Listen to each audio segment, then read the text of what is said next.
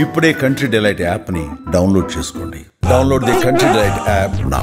భారత్ పాకిస్తాన్ కు సరుకు రవాణా చేసే నౌకల మీద నిషేధం విధించడంతో పాకిస్తాన్ కు దిమ్మదిరిగి మైండ్ బ్లాంక్ అవుతోంది. ఎప్పుడైతే పాకిస్తాన్ పెహల్గాం ఉగ్రదాడి తర్వాత తీవ్రంగా ఎఫెక్ట్ అవుతున్నటువంటి పరిస్థితి ఉంది. భారతదేశం మే 2వ తారీఖు నుంచి సరుకు రవాణా చేసే నౌకల మీద నిషేధం విధించింది. దీంతో పాకిస్తాన్ ఎగుమతి దిగుమతుల మీద తీవ్రంగా ప్రభావం చూపిస్తోంది. పాకిస్తాన్ ఉగ్రవాదుల్ని పోషిస్తూ ఉగ్రవాదుల్ని మన దేశం మీదకి ఉసిగొలుపుతూ పెహల్గాం ఉగ్రదాడి చేసినటువంటి పరిస్థితి. అలాంటి పాకిస్తాన్కి బుద్ధి చెప్పాల్సినటువంటి అవసరం ఉంది అని భారత్ భావించింది. వెంటనే మే 2వ తారీఖు నుంచి నౌకల మీద నిషేధం విధించింది. పూర్తిగా సరుకు రవాణాకు సంబంధించి మే 2వ తారీఖు నుంచి ఎట్టి పరిస్థితుల్లో పాకిస్తాన్కు సరుకు రవాణా చేయటానికి వీల్లేదు, ఎగుమతులు దిగుమతులు ఆపు చేయండి అంటూ ప్రధానమంత్రి నరేంద్ర మోదీ ఈ డెసిషన్ తీసుకున్నారు. ఈ దెబ్బతో అక్కడి వ్యాపారస్తులు తీవ్రంగా కుదేలైపోతున్నటువంటి పరిస్థితి. ఎందుకంటే ఒక సరుకు రవాణా చేయడానికి నెల నుంచి 50 రోజుల సమయం పడుతుంది. రవాణా ఖర్చులు పెరిగిపోయాయి, అక్కడ వ్యాపారస్తులకు బీమా ఖర్చులు పెరిగిపోయాయి. దీంతో దిక్కుతోచని పరిస్థితుల్లో దయచేసి మా మీద కనికరం చూపండి అంటూ అక్కడ వ్యాపారస్తులు మొత్తుకుంటా ఉన్నారు. భారత్ నౌకల ద్వారా సరుకు రవాణా చేసేటటువంటి ఈ విధానానికి సంబంధించి ఏదైతే నిషేధం విధించారో దాన్ని ప్లీజ్ ఎత్తివేయండి అంటూ కోరుకుంటా ఉన్నారు, మొత్తుకుంటా ఉన్నారు.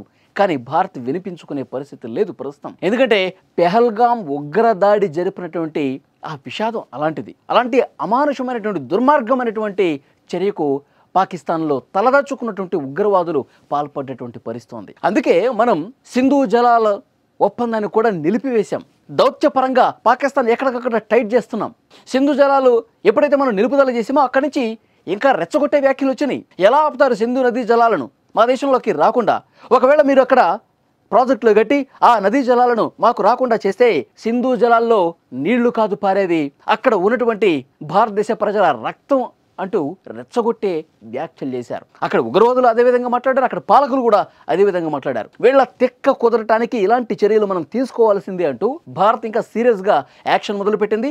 ఈ విధంగా నౌకల నుంచి సరుకు రవాణా చేసే వీలు కల్పించకూడదని మే 2 నుంచే ఆ నిషేధం అమలు చేసిన పరిస్థితి. ముఖ్యంగా అక్కడి పాలకులు ఏం ఆలోచిస్తున్నారో లేదో తెలియదు కానీ అక్కడ వ్యాపారస్తుల మీద, వ్యాపారం చేసే వాళ్ళ మీద, అక్కడ ప్రజల మీద తీవ్ర ప్రభావం పడుతుంది. వాళ్ళు ఇంకా లిటరల్గా చేతులు జోడించి ప్లీజ్ ఈ నిషేధం ఎత్తివేయండి, మాకు న్యాయం చేయండి అంటూ కోరుకుంటున్నారు. పాకిస్తాన్ ఇంకా రెచ్చగొట్టే వ్యాఖ్యలు మానుకోలా.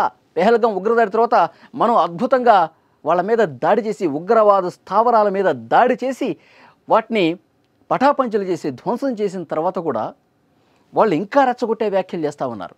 మనం దౌత్యపరంగా మన దేశ అఖిలపక్ష ఎంపీలందరూ వివిధ దేశాల్లో పర్యటిస్తూ పాకిస్తాన్ నైజాన్ని ఎండగట్టాం. పాకిస్తాన్కి ఎవరు నిధులు ఇవ్వకండి, ఉగ్రవాదులను ఇంకా పెంచి పోషిస్తోంది, ఉగ్రవాదాన్ని పెంచి పోషించే దేశంగా, అంతర్జాతీయ ఉగ్రవాద దేశంగా పాకిస్తాన్ని చూడండి అంటూ మన దేశ ఎంపీలు ఆయా దేశాల్లో పర్యటన చేస్తూ పాకిస్తాన్ నైజాన్ని లిటరల్గా మనం బయటపెట్టాం. సరే, తన తీరు మార్చుకుంటుందా పాకిస్తాన్ ఎప్పటికీ అంటే ఎక్కడ మార్చుకునే పరిస్థితి లేదు. ఎందుకు అంటే రీసెంట్గా మనం ఏదైతే ఉగ్రవాద స్థావరాలని కూల్చివేశామో, ఉగ్రవాదుల మీద చాలా బలంగా మనం దాడి చేశామో పెహల్గాం ఉగ్రదాడికి ప్రతిచర్యగా, ఇప్పుడు అక్కడ వాళ్ళు ఏం చేస్తూ ఉన్నారు?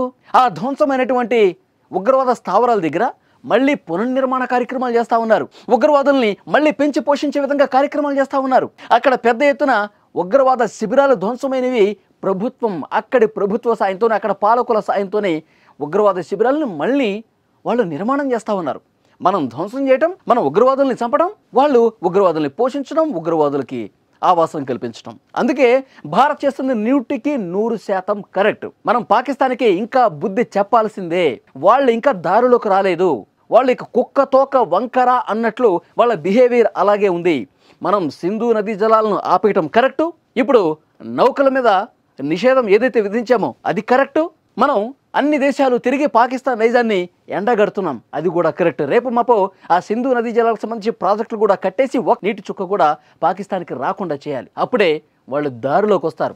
వాళ్ళ పొలాలు ఎండిపోతే, వాళ్ళ ప్రజలు సాగునీటికి ఇబ్బంది ఏర్పడితే, ఆకలి దప్పకిలతో అల్లాడుతుంటే అప్పుడు తెలిసి వస్తుంది పక్క దేశాలతో ఏ విధంగా ఉండాలి, ఉగ్రవాదుల్ని మనం పెంచి పోషిస్తే మనకి ఎలాంటి నష్టం చేకూరుతుంది, అప్పుడు తెలిసి వస్తుంది అక్కడ వాళ్ళకి. లేనంత కాలం ఇలాంటి దుర్మార్గపు విషపు విధానాలతో పాకిస్తాన్ ముందుకు పోయేంత కాలం వాళ్ళకి భవిష్యత్తు ఉండదు. అక్కడ ప్రజలు కూడా తీవ్రంగా ఇక్కట్లు పడే పరిస్థితి ఉంటుంది. మనం తీసుకున్నటువంటి నిర్ణయం సబబు సహేతుకం అని చెప్పి అందరూ కూడా ప్రపంచం మొత్తం కూడా మాట్లాడుతూ ఉంది. సో డెఫినెట్గా భారత నౌకల మీదే కాదు, ఎగుమతి దిగుమతుల మీదే కాదు, చాలా విషయాల్లో పాకిస్తాన్ని ఇంకా వాటి నట్లు బోల్ట్లు టైట్ చేయాల్సినటువంటి అవసరం ఉంది. ఫ్రెండ్స్, మీరేమనుకుంటున్నారు?